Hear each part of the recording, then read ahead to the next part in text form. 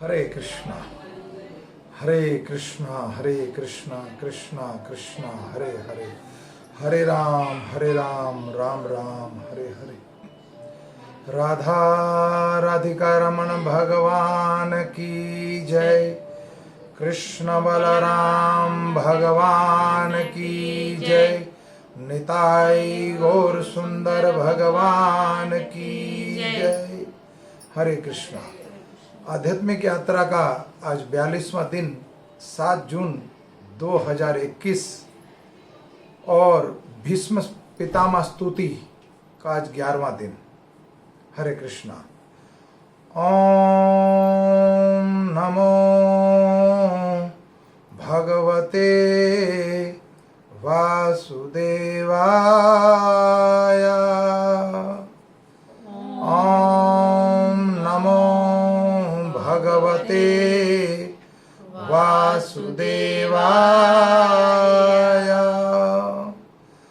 ओम नमो भगवते वासुदेवाय।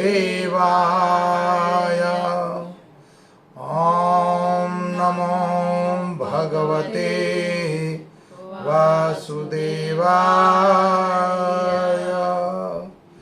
नारायणं नमस्कृत्यं नरं चैव नरोत्तमं देवीं सरस्वती व्यासं ततो जयमुदीरयं।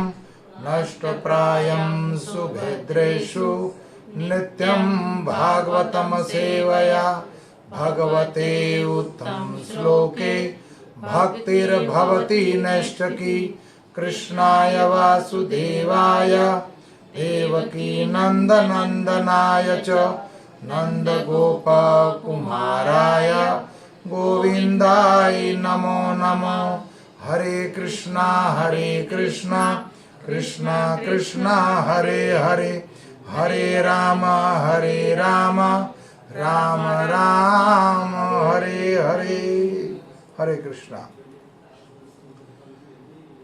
आज की कथा भीष्म पितामह की स्तुति भागवतम का प्रथम स्कंद अध्याय 9 और श्लोक संख्या 37।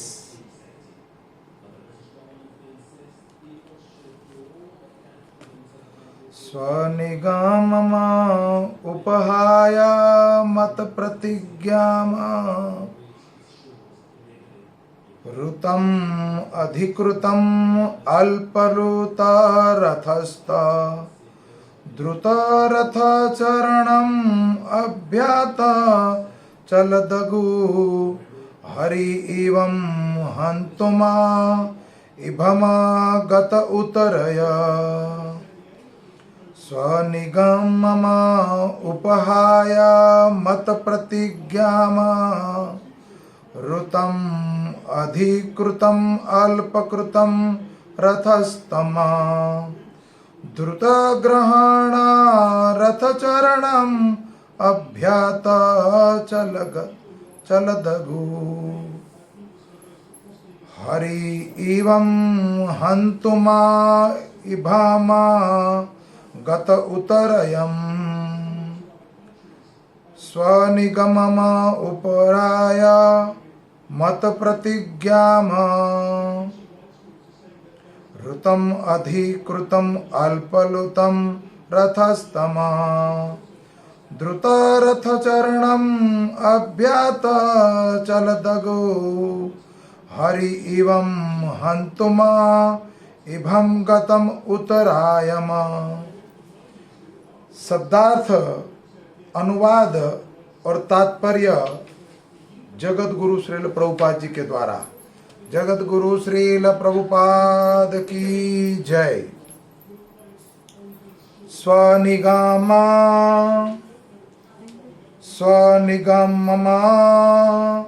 अपनी सत्य निष्ठा, उपहाया निरस्त करने के लिए, मत प्रतिज्ञामा मेरी प्रतिज्ञा, रुतमा वास्तविक, अति अधिका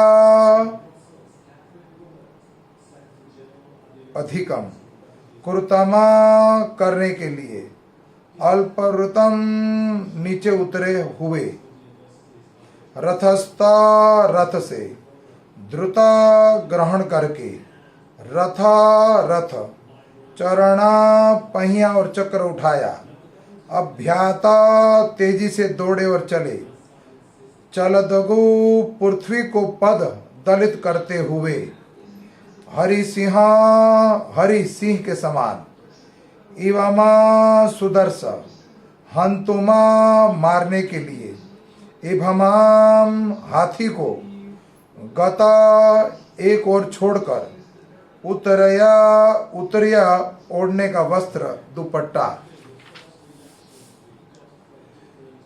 विष्णु पितामह कहते हैं, मेरी इच्छा की पूर्ति करके तथा अपनी प्रतिज्ञा तोड़कर वे रथ से नीचे उतर आए और उसका पहिया उठा लिया और तेजी से मेरी ओर दौड़े, जिस तरह कोई सिंह किसी हाथी को मारने के लिए दौड़ता है। उसमें उनका उत्तरीय वस्त्र रास्ते में गिर गया। ओम अज्ञानम तिमिरम ध्यानस्य ज्ञानजनाशलाकया चक्षुरूपम येन तस्मै श्री गुरुवे नमः। श्री चैतन्यो मनोभृष्टं स्थापितं येन भूतले स्वयं रूपं कदा ददाति स्वयं पदात्कितं। वंदे श्री गुरु श्री युत पद कमलम श्री गुरु वैष्णवं च। श्री रूप सांग्रजातम सहगण रघुनाथ तम सजीवम श्रावधेतम सावधूतम परिजन सहित कृष्ण चैतन्य देवम। श्री राधा कृष्ण पदारम सहगण ललिता श्री विशाखा। हे कृष्णा करुणा सिंधु दीन बंधो जगत पते। गोपेश गोपिका कांता राधा का नमस्तुते। तप्त कांचन गौरांगी राधा वृंदावनेश्वरी। वृषभानु सुत देवी प्रणमामि हरि प्रियाय।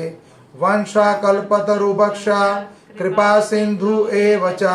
पतितानां पावनेभ्यो वैष्णवेभ्यो नमो नमो। नमो विष्णुपदाय कृष्ण पृष्ठाय भूतले श्रीमते भक्ति वेदांता स्वामी ते नामिने। नमस्ते सरस्वती देवे गौरवाणी प्रचारणे। निर्विशेषा शून्यवादे प्रश्रुता देशतारणे। हरे कृष्णा कृष्णा कृष्णा हरे हरे। हरे राम राम राम हरे हरे। जगत गुरु श्रील प्रभुपाद निताई गौर सुंदर भगवान गुरु महाराज गुरु परंपरा की जय। अब विष्णु पितामह भगवान श्री कृष्ण और अर्जुन के समक्ष जो युद्ध लड़ा गया उसकी व्याख्या सरसैया पर लेटकर भगवान के समक्ष से प्रशंसा कर रहे हैं कि मुझ जैसे ध्रुत पर भी अब कृपा करते हैं, जबकि मैंने आपको मारने में कोई कसर नहीं छोड़ी थी। तो यहां विष्णु पितामह कहते हैं, यद्यपि कुरुक्षेत्र का युद्ध सैन्य सिद्धांतों पर लड़ा गया था, लेकिन साथ ही मानो दो मित्रों के बीच होने वाला युद्ध नहीं अपितु खिलवाड़ हो रहा था। दुर्योधन ने भीष्म देव की आलोचना की और दोषारोपण किया कि अर्जुन पितृव्रेत के स्नेह के कारण मारने से हिचकिचा रहे हो आप। तो भगवान के समक्ष विष्णु पितामह दुर्योधन के सेनापति थे। पांडवों के सामने अपने सेनाओं और भाइयों को मरते देखकर एक दिन दुर्योधन विष्णु पितामह के सामने आकर फक फक करके रोने लगा। मतलब काफी विलाप कर रहा था और रोने लगा और कहने लगा कि पितामह, मैं आपके भरोसे ही तो युद्ध का निश्चय किया था। मैंने ये युद्ध जो डिसाइड हुआ कौरव और पांडवों के बीच में, तो मैं तो आपको सेनापति माना और आपको ही सब कुछ माना कि अगर आप मेरे पक्ष में हो तो मैं युद्ध कभी नहीं हारूंगा। लेकिन जब उसके पक्ष के योद्धागण मर रहे थे, उनके भाई की मृत्यु हो रही थी, तो उनसे वो वेदना सहन नहीं हुई और आ गए विष्णु पितामह के पास। पितामह में आपके भरोसे युद्ध का निश्चित किया था। आप अर्जुन के साथ कठिनाई से युद्ध नहीं लड़ रहे हैं, आप हमारा अन्न खा रहे हैं और अर्जुन से प्रेम कर रहे हैं। तो यहां एक सिद्धांत प्रस्तुत हुआ कि जब किसी के घर का अन्न खाया जाए तो उस अन्न का ऋण चुकाना पड़ता है। विष्णु पितामह हालांकि उनके पूर्वज थे, लेकिन पौत्र ने उठाकर उसको ये जता दिया कि आप हमारे घर का अन्न खा रहे हो, जलपान कर रहे हो हमारे घर का, और अर्जुन से प्रेम कर रहे हैं। यही करना था तो पहले ही बता देते। विष्णु पितामह के ऊपर दुर्योधन लालचन लगा रहा है। दुर्योधन ने किसी के ऊपर लालचन लगाने से कसर नहीं छोड़ी, अपने चाचा पर, पिता पर, गुरु पर, कुल गुरु पर और गुरु पुत्र के ऊपर, अब ज्येष्ठ पितामह के ऊपर भी लालचन लगा दिया। ये राजगद्दी सिंहासन से इतना मोह और इतना अटैचमेंट, इतनी आसक्ति होती है कि इसके लिए किसी की भी मृत्यु कोई कर सकता है। इस कथा को लेकर एक छोटा सा प्रसंग याद आता है। भारत देश के जो पहले राजा थे, जब मुगलों का राज हुआ तो औरंगजेब नाम का एक राजा हुआ और जिसका पुत्र हुआ शाहजहां। शाहजहां को राजपाट चाहिए था, सिंहासन चाहिए था।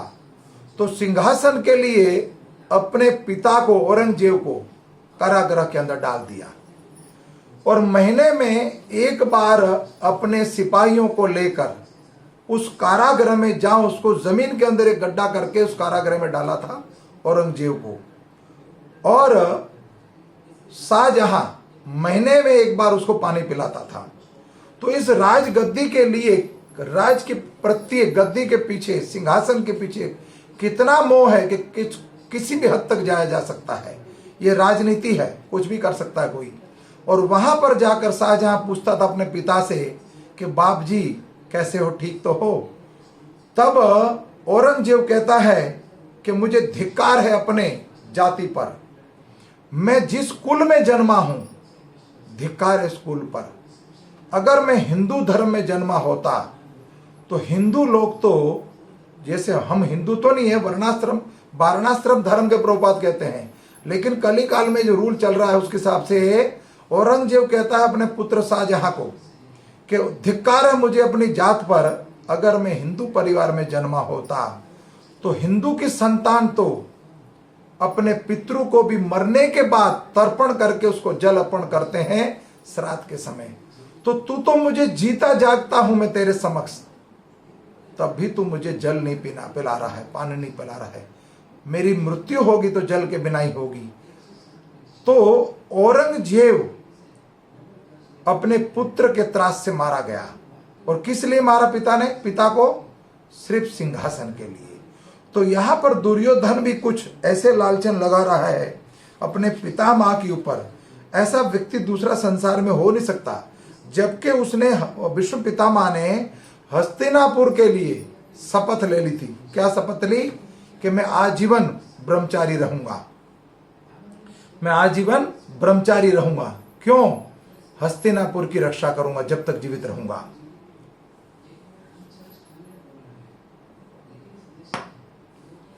तो विष्णु पितामह बाण सैया पर 58 दिन तक पड़े रहे, इसलिए कि जब तक किसी सुरक्षित व्यक्ति के हाथ में, कोई धर्मपरायण व्यक्ति के हाथ में हस्तिनापुर का राज्य नहीं आता, तब तक मैं अपना देह, अपना शरीर नहीं त्यागूंगा। अब विष्णु पितामह को जब लालचन लगा दिया, यहां पर विष्णु पितामह को यह बात बहुत कठोर लगी और हृदय में चुभ गई।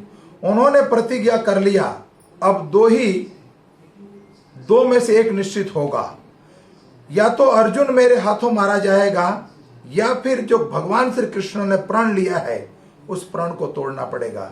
यदि ऐसा नहीं कर पाया तो मैं आज के बाद गंगा पुत्र नहीं कहलाऊंगा और महाराज शांतनु का पुत्र नहीं कहलाऊंगा। इस तरीके से जब उन्होंने प्रण ले लिया, तब दुर्योधन को विश्वास हो गया कि आज ये बूढ़ा विष्णु पितामह पांडवों को मारकर छोड़ेगा। और इस बात का पता लग गया भगवान श्री कृष्ण को, जो पांडवों के प्रत्येक भक्तों के रक्षक हैं।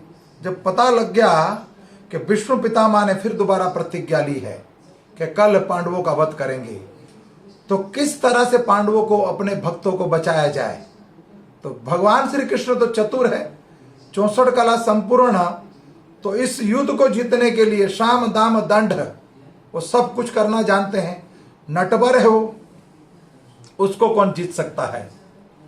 तो रात्रि के समय भगवान श्री कृष्ण पांडवों के शिविर में आए और वहां से पांडवों की भार्या द्रौपदी को अपने साथ ले गए और द्रौपदी को एक कंबल सा उड़ा दिया उनके ऊपर और भीष्म पितामह के समक्ष भेज दिया कि जब पहले के समय में बड़े बुजुर्ग अपने पिताजन, सास ससुर इत्यादि जो पूर्वज हैं, अगर अपनी संतान को, बेटी को, बेटे को या पुत्र वधू को कोई वरदान देते थे, आशीर्वाद देते थे, तो फलीभूत होता था। तो रात्रि के समय वैसे भीष्म पितामह ने बोला था, छूट गया, मैं क्षमा चाहता हूं, प्रतिज्ञा ली तब उन्होंने बोला था दुर्योधन को कि तू कल अपनी पत्नी को, मेरी पुत्र वधू को मेरे पास रात्रि के समय लेकर आना। मैं उसको इच्छा मृत्यु वरदान था विष्णु पितामह के पास, तो मैं उसको आशीर्वाद दूंगा अखंड सौभाग्यवती का, फिर तेरी मृत्यु नहीं होगी। तो ये बातें सारी भगवान श्री कृष्ण को तो सर्वव्यापी सर्वज्ञ जानकार हैं, सब कुछ सारी मीडिया वहां लगी रहती, सीसी कैमरे 24 घंटे जैसे लगे रहते हैं। हमारी हृदय की बात को, हमारे आइडियाज को वो नोट कर लेता है, इतना एडवांस है वो। हम कल क्या खाने वाले हैं और हमारे साथ कल क्या घटना घटने वाली है, भूत भविष्य वर्तमान तीनों काल को वो जानने वाला है। तो चौकन्ना कर दिया किसको? पांडवों को। और द्रौपदी अपनी सखी को साथ ले गए कंबल उड़ाकर, और विष्णु पितामह के चरणों में दुर्योधन की पत्नी आए उससे पहले द्रौपदी जाके पितामह के चरण स्पर्श करती है, और पितामह के जैसे चरण स्पर्श करे, पितामह को तो ये लगा ये दुर्योधन की पत्नी है, और उन्होंने बोल दिया अखंड सौभाग्यवती। और जैसे जाने लगी द्रौपदी आशीर्वाद लेकर, तो विष्णु पितामह को संकेत हुआ, कुछ शंका हुई कि कुछ इसमें शंका लग रही थी, कुछ लीला है लीलाधारी की।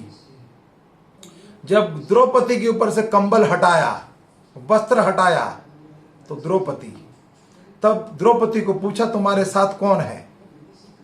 माधव जरूर होगा तुम्हारे साथ, गोविंद। तो द्रौपदी की पादुका को उठाकर, उनकी जूते को उठाकर भगवान श्री कृष्ण विष्णु पितामह के शिविर के बाहर खड़े थे, और भगवान श्री कृष्ण से मिलने के लिए विष्णु पितामह बाहर चले गए। तब भगवान श्री कृष्ण पूछते हैं विष्णु पितामह से, अब कौन सा वचन पालन करोगे आप? अखंड सौभाग्यवती का या दुर्योधन को दिया हुआ वचन पालन करेंगे आप? तब विष्णु पितामह ने बोला कि है मधुसूदन, मैं गंगा सुत नहीं कहलाऊंगा, गंगा पुत नहीं कहलाऊंगा, ये शांतनु पुत नहीं कहलाऊंगा, अगर आपसे मैंने कल हथियार नहीं उठवाया तो, अगर मैंने आपसे कल शस्त्र नहीं उठवा दिए तो मैं गंगा पुत नहीं कहलाऊंगा। फिर भोर में युद्ध प्रारंभ हुआ, और आगे वर्णन विष्णु पितामह ने प्रतिज्ञा की कि अगले दिन 5 पांडवों का वध अपने विशिष्ट हथियार से कर देंगे। इससे दुर्योधन संतुष्ट था, और उसने अपने पास वह तीर ले लिया जिससे वह अगले दिन युद्ध करने वाले थे। विष्णु पितामह जिस तीर से अर्जुन और पांडवों का वध करने वाले थे, वो तीर को उठा के दुर्योधन अपने कक्ष में ले गया। भोर में जब युद्ध होगा तब मैं दूंगा, ताकि ये कहीं कपट ना कर ले बुढ़ा। लेकिन अर्जुन ने चाल करके, चालाकी से दुर्योधन से वह तीर प्राप्त कर लिया, और विष्णु पितामह को यह समझते देर ना लगी कि यह सब कृष्ण की चाल है। अतः भीष्मदेव ने प्रतिज्ञा की कि अगले दिन कृष्ण को अस्त्र धारण करना ही होगा, अन्यथा उनका मित्र मारा जाएगा। दूसरे दिन विष्णु पितामह ने इतना भयावह युद्ध किया कि अर्जुन तथा कृष्ण दोनों ही संकट में पड़ गए।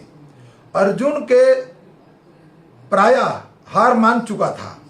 परिस्थिति इतनी नाजुक हो गई थी कि वह भीष्म द्वारा अगला बाण जो छोड़ा जाएगा उसी क्षण अर्जुन की मृत्यु थी। उस समय भगवान श्री कृष्ण ने भक्त भीष्म की प्रतिज्ञा को रखकर उनकी प्रशंसा करने के लिए, क्योंकि वह अपनी प्रतिज्ञा से अधिकतम महत्वपूर्ण थी। भगवान अपने भक्त की प्रतिज्ञा को उनके वचन का पालन करने के लिए अपनी प्रतिज्ञा तोड़ सकते हैं। जैसे प्रहलाद के लिए और ब्रह्मा के लिए। प्रहलाद ने बोला, इस स्तंभ के अंदर क्या तेरा भगवान है? तो भगवान उसी समय प्रकट हुए, लेकिन ब्रह्मा जी के भी वर थे, तो ब्रह्मा का और प्रहलाद के वर को स्थापित करना था। तो यहां विष्णु पितामह की प्रतिज्ञा थी कि मैं अगर भगवान से अस्त्र नहीं उठवाया तो मैं गंगा पुत्र नहीं कहलाऊंगा। तो भगवान श्री कृष्ण कहते हैं, मेरे तो 4 माता पिता हैं, तेरे तो एक ही माता पिता है, गंगा और शांतनु, तो तुझे मैं जूठा नहीं पड़ने दूंगा। भक्त की अपकृति नहीं होगी, चाहे मेरी अपकृति हो जाए। संसार में मुझे भगोड़ा तो कहते ही लोग, रण छोड़ राय, रण को छोड़ के भाग। मेरे तो लालचन लगते ही रहते मेरे ऊपर, और मेरे लालचन लगने के बाद भी मेरे नाम की लीला लोग गाते रहते हैं, तो मुझे कोई फर्क नहीं पड़ने वाला। तो भगवान ने अर्जुन की रक्षा करने के लिए अपनी प्रतिज्ञा को तोड़ दिया। आगे आएगी कथा। अभी ये भगवान ने प्रतिज्ञा कब ली और कैसे ली।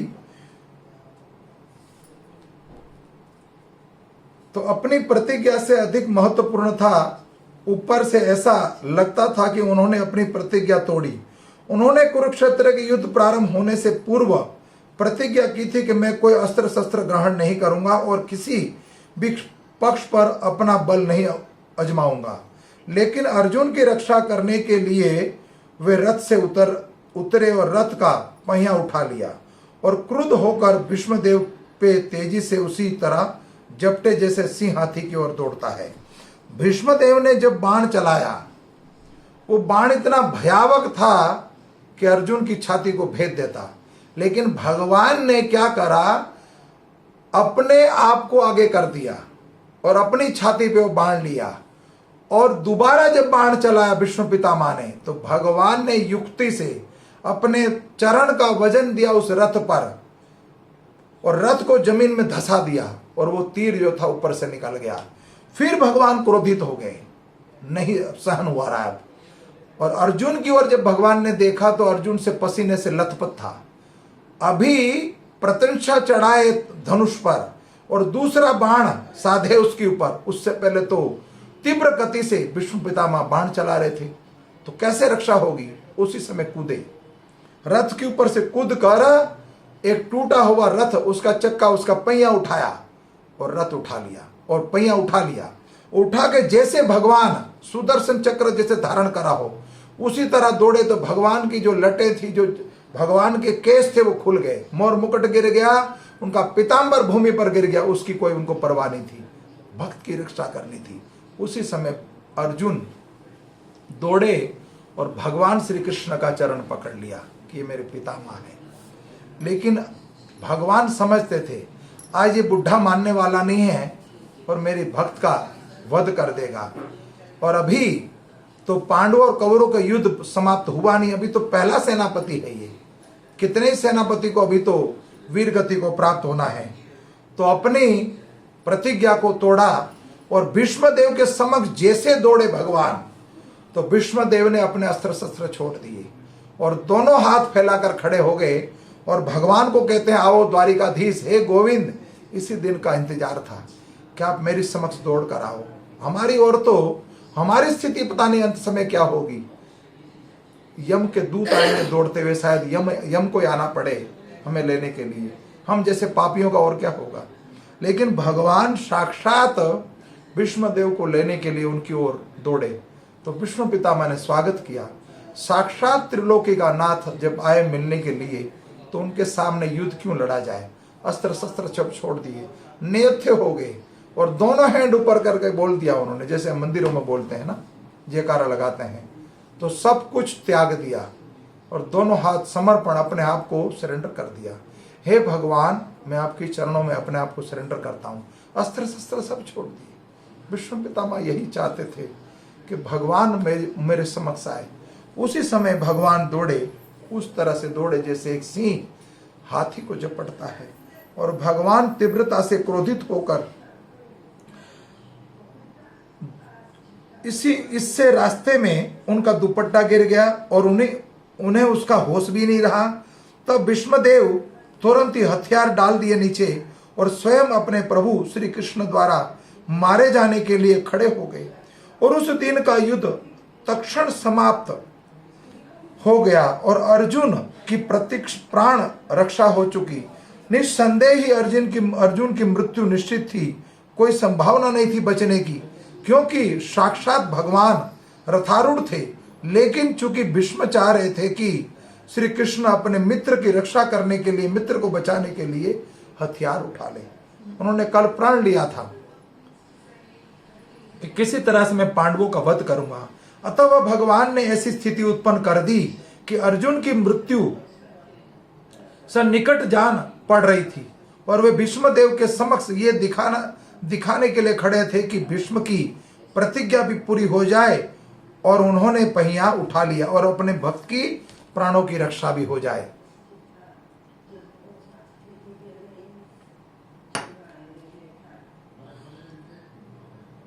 तो विष्णु पितामह की प्रतिज्ञा को पूरा करने के लिए अपनी प्रतिज्ञा तोड़ी।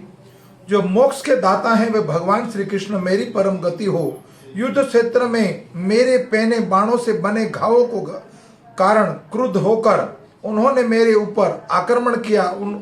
उनका कवच तितर बितर हो गया और उनका शरीर खून से लथपथ हो गया। ये सारी लीलाएं जो कुरुक्षेत्र की रणभूमि में घटी थी, वो सब की सब कथाएं, वो लीलाएं सारी उनको याद आ रही है।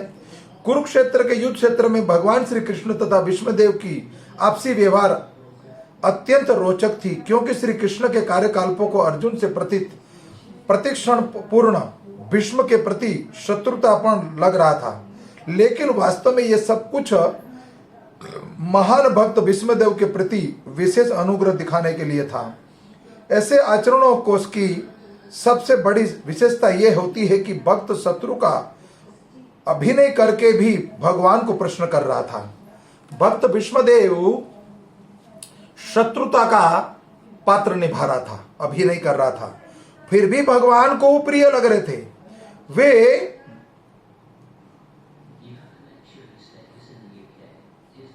भगवान पर परम होने के कारण शत्रु वेश में भी अपने भक्त की सेवा ग्रहण कर रह सकते थे।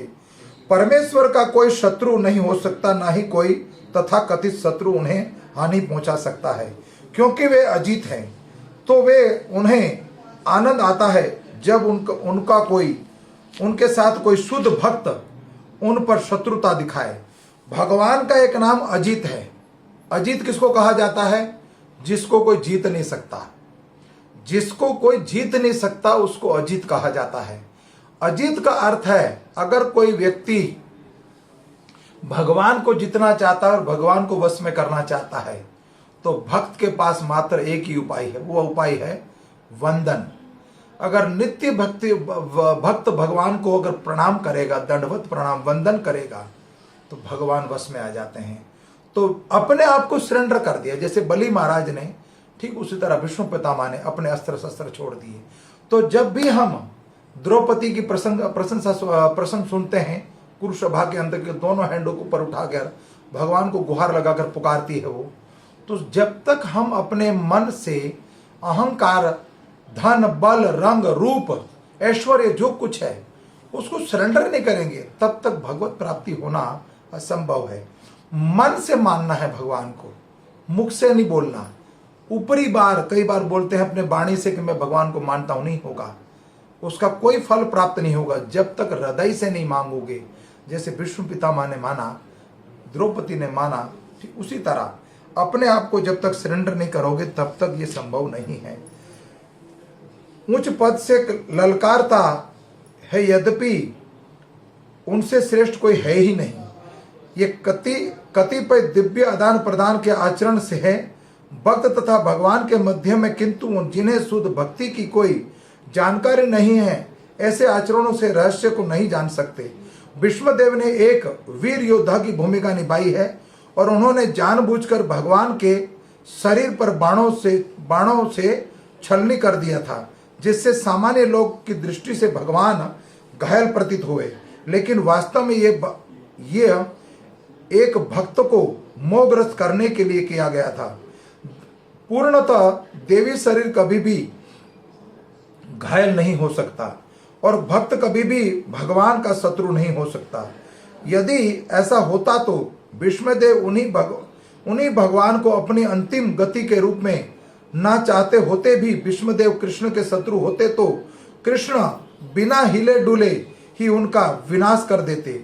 उन्हें रक्त से छने घाव लेकर विष्णुदेव के समक्ष आने की कोई आवश्यकता न थी, लेकिन उन्होंने ऐसा किया क्योंकि यह योद्धा अपने भक्त द्वारा उत्पन्न हुआ था। तो यहाँ पर यह भी प्रसादित होता है कि भक्त अगर भगवान का शत्रु होता, भगवान के जो प्रतिनिधि, भगवान के जो परिकर हैं, वो शत्रु होता अगर, तो शिशुपाल की जब क्रीड़ा पूरी हुई 3 युग की, 3 जन्म की, तो शिशुपाल का जब वध करा गया तो शिशुपाल के शरीर से दिव्य दृष्टि निकली और भगवान के चरण में समा गई। तो अगर वो वैर भाव से भजता था लेकिन भगवान का भक्त था तो उसको भी धाम की प्राप्ति हुई, मोक्ष की प्राप्ति हुई। तो ठीक यहाँ विष्णुदेव भी 12 महाजनों में से एक महाजन है और वो भक्त की लीला को एक दर्शा रहे हैं। वो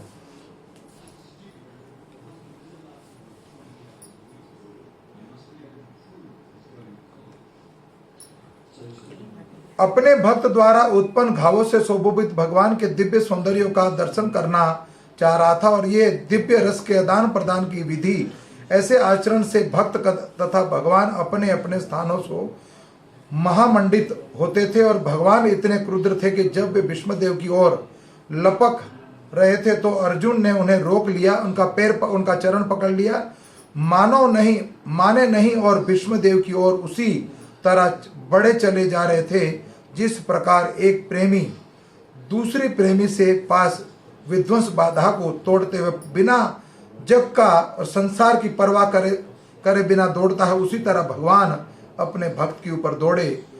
और ऊपर से उनका संकल्प विष्णु पितामह को मारने का था, लेकिन वास्तव में वे अपने महान भक्त को प्रसन्नता करने के लिए चाह रहे थे। और भगवान निस्संदेह समस्त बद्ध जीवों का उद्धार करने के लिए निर्विशेषवादी उनसे मोक्ष की कामना करते हैं और वे मन वांछित फल देते हैं। लेकिन यहाँ तक कि विष्णुदेव भगवान के स्वरूप को देखने की इच्छा व्यक्त करते थे और सारे योद्धा भक्त ऐसी ही कामना करते हैं। हरे कृष्णा। अपनी वाणी को यहीं विराम देता हूँ। कथा अभी हरि अनंत, हरि कथा अनंत। विष्णुदेव की स्तुति अभी और है। आज हम पहुंचे हैं 39वें श्लोक तक, अभी 10 श्लोक और हैं। तब विष्णु पितामह अपना शरीर छोड़कर भगवत धाम को प्रस्थान करेंगे। कथा में कोई त्रुटि रह गई हो तो क्षमा चाहता हूं। धन्यवाद। हरे कृष्णा।